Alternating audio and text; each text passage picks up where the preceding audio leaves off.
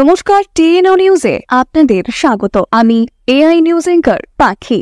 প্রয়াত হলেন ভারতের প্রাক্তন প্রধানমন্ত্রী ডক্টর মনমোহন সিং। মৃত্যুকালে তার বয়স হয়েছিল 92 বছর। জানা যায় গত কিছুদিন ধরেই দিল্লির এইমস হসপিটালে অসুস্থতার কারণে তিনি ভর্তি ছিলেন এবং সেখানেই তার মৃত্যু হয়। জানা যায় শ্বাসকষ্টজনিত কারণে তিনি বহুদিন ধরেই ভুগছিলেন। তিনি 2004 সাল থেকে টানা 2014 সাল পর্যন্ত ভারতের প্রধানমন্ত্রী হিসেবে ছিলেন। আর আচমকা এনার এই মৃত্যুর খবর ছড়িয়ে পড়তেই সেখানে উপস্থিত হন সোনিয়া গান্ধী ও প্রিয়াঙ্কা গান্ধী সহ আরও অন্যান্য মন্ত্রীগণরা। তার মৃত্যুতে আজ গোটা ভারতবর্ষ শোকস্তব্ধ।